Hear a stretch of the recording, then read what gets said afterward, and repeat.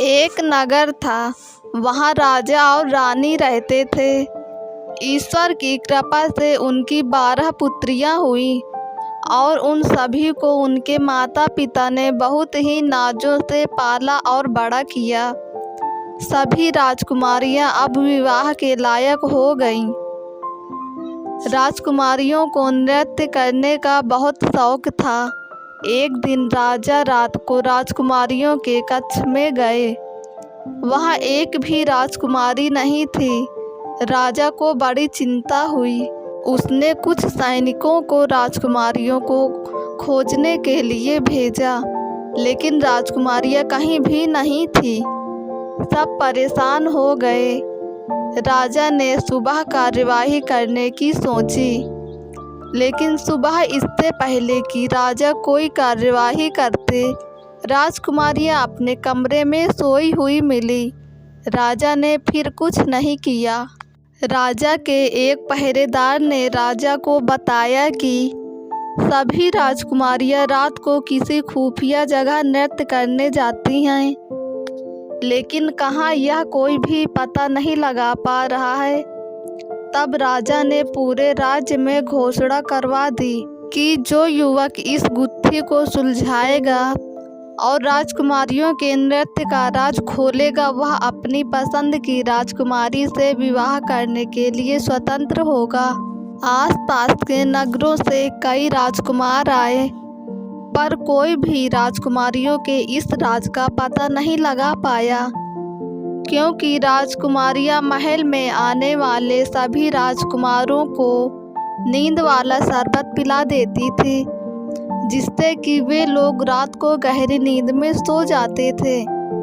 ऐसे बहुत समय बीत गया, लेकिन राजकुमारियों के राज का पता नहीं चल पाया। जो राजकुमार 2 दिन तक इस बात का पता नहीं लगा पाते थे, उनको कारागार में डाल दिया जाता था। फिर एक दिन दूसरे देश से एक सैनिक राजा की घोषणा और यही खबर सुनकर राजा के महल आया। वह बहुत ही अच्छा और नेक युवक था, दूसरों की सहायता करता था और बड़ों का आदर भी। वह पैदल ही अपने देश से यात्रा करके राजा की नगरी में आ गया। रास्ते में उसे एक बूढ़ी औरत मिली। उसके हाथों में बहुत ही सामान था। सैनिक झट से उसके पास गया और उसका सारा सामान स्वयं पकड़ लिया। रास्ते में बातें करते करते समय का पता ही नहीं चला। जैसे ही वे दोनों बुढ़िया के घर पहुँचे, बुढ़िया एक परी में बदल गई। युवक उसे देखकर हैरान रह गया। अब परी बोली, तुम बहुत ही अच्छे हो, तुमने मेरी सहायता की। मुझ पर एक श्राप था, वह श्राप तभी टूट सकता था जब कोई सच्चे हृदय से बिना लालच के मेरी मदद कर सके। और देखो, तुम्हारे कारण आज मैं उस श्राप से मुक्त भी हो गई। तुम यहाँ राजकुमारियों का राज जानने के लिए आए हो ना? युवक ने हामी भरी। तब परी बोली, उस राज का अभी तक किसी को भी पता नहीं चल पाया। मैं तुम्हें राज तो नहीं बता सकती, पर तुम्हारी सहायता अवश्य कर सकती हूँ। जब भी राजकुमारी तुम्हें खाने या पीने की वस्तु दें, तो तुम सतर्क हो जाना और उस वस्तु को मत खाना। मैं तुम्हें एक जादुई कपड़ा देती हूँ, उसको ओढ़कर तुम अदृश्य हो जाओगे। फिर तुम राजकुमारियों का राज पता करने के लिए स्वतंत्र हो जाओगे और तुम्हें कोई भी नहीं देख पाएगा। परी ने युवक को वह कपड़ा दिया और अदृश्य हो गई। अब युवक महल की ओर चल दिया। महल में उसकी तहकीकात हुई और उसको महल में 2 दिन रहने की इजाज़त भी मिल गई। युवक राजमहल में पहुंचने पर सतर्क हो गया। राजकुमारियों के कक्ष के करीब ही युवक को एक कमरा रहने के लिए दिया गया। सबसे बड़ी राजकुमारी उस दिन शरबत लेकर युवक के पास आई। सभी राजकुमारियां बहुत सुंदर थीं, लेकिन सबसे बड़ी वाली बहनों में भी सबसे अधिक सुंदर थी।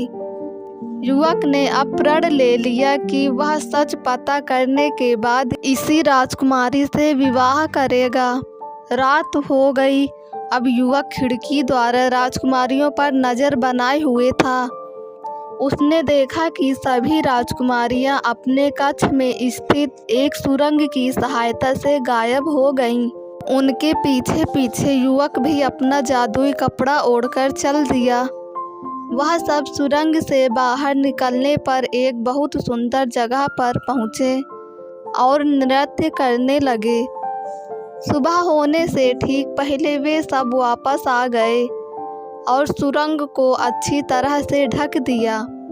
अब युवक को सारा राज मालूम हो गया। अगली सुबह होते ही राजकुमार ने यह बात राजा को बताई। राजकुमारियों ने भी सच अपने पिता को बता दिया। राजा युवक से बहुत खुश हुए और उसका विवाह अपनी सबसे बड़ी पुत्री से करवा दिया। राजा ने राजकुमारियों के नृत्य के लिए एक अलग जगह भी बनवा दी। अब सब एक साथ महल में ही खुशी से रहने लगे। दोस्तों, अगर आपको मेरी ये कहानी पसंद आई हो तो कमेंट और शेयर ज़रूर करें। ऐसी ही कहानी सुनने के लिए हमारे YouTube चैनल को सब्सक्राइब कर लें और बेल आइकन को क्लिक करें।